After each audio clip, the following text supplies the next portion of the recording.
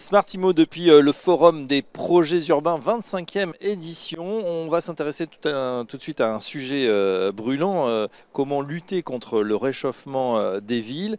Eh bien, l'eau peut nous y aider. On est en compagnie de Christian Piel. Bonjour Christian.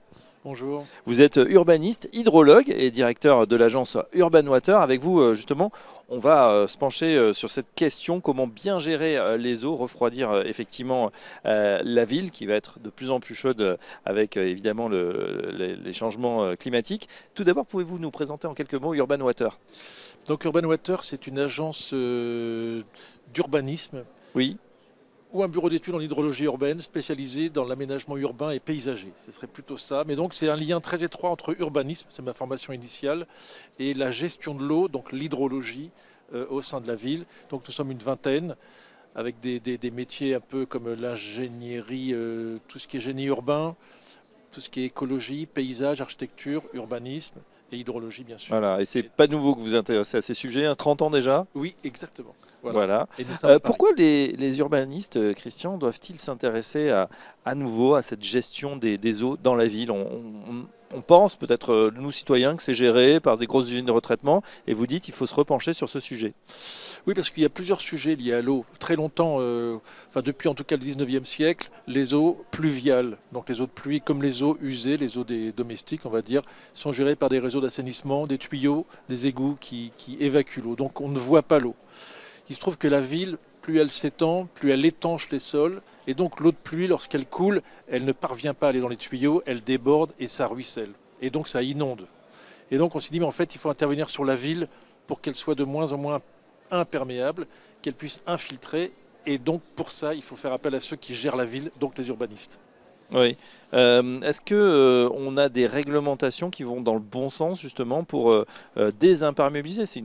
Voilà, on sait le sujet. Est-ce que cette réglementation, elle influe sur votre activité? Oui, bien sûr, c'est essentiel et c'est très intéressant. Il faut le souligner d'ailleurs, hein, la réglementation depuis une trentaine d'années va dans le bon sens, aussi bien la loi sur l'eau de 1992 qu'aujourd'hui le plan eau qui permet de recycler les eaux grises. Bref, toutes ces réglementations conduisent à faire ce qu'on appelle la ville éponge, faire en sorte que l'eau, elle puisse s'infiltrer à travers les sols, donc elle fait pousser de la végétation. Et c'est là où c'est très intéressant, c'est que en prévenant les risques d'inondation, finalement, on fait une ville plus verte et plus proche des attentes des habitants. Bien sûr. L'eau, on le sait, est une ressource alors rare en plus dans certaines régions du monde, bien évidemment, certaines villes. On pense à la Catalogne, à Barcelone en particulier.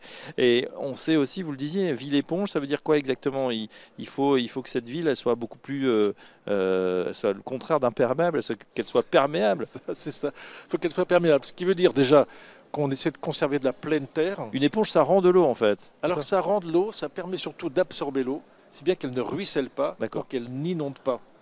Comme elle ne ruisselle pas, elle s'infiltre dans l'éponge, qui est le sol. Et donc, en mettant de l'eau dans de la terre, ben, il pousse des choses.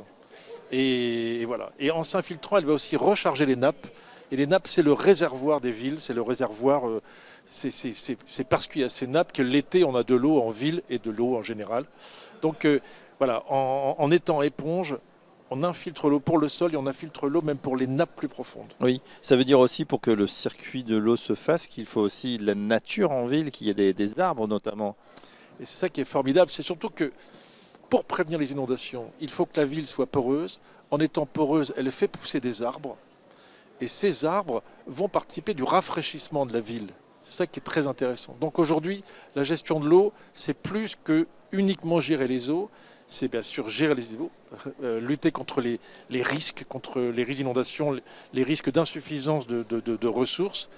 Mais en faisant ça, on répond à d'autres enjeux beaucoup plus intéressants que sont le rafraîchissement, la lutte contre les îlots de fraîcheur par exemple. Oui. Est-ce qu'il y a justement des villes qui sont plutôt en pointe, avec des communes avec lesquelles vous travaillez, qui ont pris à bras le corps ce sujet? Ben, alors déjà, la ville de Paris, elle est assez novatrice. Toute la Seine-Saint-Denis, les Hauts-de-Seine, à Asnières par exemple, à Asnières, Asnières-sur-Seine, depuis 30 ans, ils ont cette approche-là. On travaille aussi beaucoup à Nantes, qui est très en avant sur ces sujets-là. Rennes, enfin, il y a beaucoup d'endroits où Lyon, bien sûr, où cette approche, cette valorisation de l'eau On passe vraiment de l'eau risque à l'eau ressource. Oui, Nantes, par exemple, est tout à fait sur ces sujets. Oui, vous avez travaillé justement sur le parc d'affaires, vous en parliez à Asnières. Comment on a récupéré ces eaux, comment on y travaille sur cette gestion de l'eau? Alors oui, effectivement, le parc d'affaires, donc c'est un quartier où il y a, qui fait 8 à 9 hectares.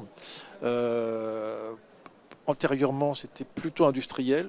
Donc on a construit un quartier, c'est très très dense. C'est la ville, on est à 2 km de Paris. Néanmoins, il y a 0 réseau enterré d'eau pluviale. L'eau, elle circule à ciel ouvert, gravitairement. Elle est absorbée dès le toit des bâtiments. Ensuite, les petits écoulements qui peuvent se faire se font à ciel ouvert, gravitairement, vont rejoindre des petites noues, donc des petits espaces verts qui ruissellent tout doucement jusqu'à un parc. Et voilà, tout ça est spongieux.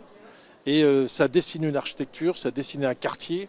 Et surtout, ça permet de descendre en plein été de 2 à 3 degrés, peut-être même plus, en cas de grosse chaleur. Donc c'est vraiment une éponge, mais quand on s'y promène, c'est d'abord une ville très verte. Ouais, à Asnières-sur-Seine, c'est vrai que ça évoque le fleuve également, et on parle beaucoup de crues, hein, une crue centenaire qui pourrait arriver, une ville finalement désimperméabilisée, ça permettrait d'éviter ce genre de catastrophe? C'est deux choses. Alors à Asnières, les opérations sont très perméables, ça permet d'absorber les pluies. En revanche, la Seine, elle a un bassin versant qui est beaucoup plus large, donc ce serait la moitié de la France qu'il faudrait désimperméabiliser. Mais effectivement, il y a des crues qui sont possibles et le quartier dont je parle, il peut être inondé par cette crue de fréquence centenale et elle est conçue pour, c'est-à-dire que même s'il y a ces inondations, eh bien on pourra circuler, on pourra habiter, il y aura de l'énergie, il y aura le travail, les commerces, etc. seront encore ouverts. Tout a été conçu pour intégrer cette inondation, même si l'eau sera sur les espaces publics. Ben voilà, l'eau, loin d'être une catastrophe, est bien sûr une ressource essentielle. Exactement. Et c'est intéressant d'en parler avec un spécialiste, urbaniste, hydrologue. Merci Christian Piel. Merci beaucoup. Je rappelle que vous êtes directeur de l'agence Urban Water et à très bientôt dans Smartimo.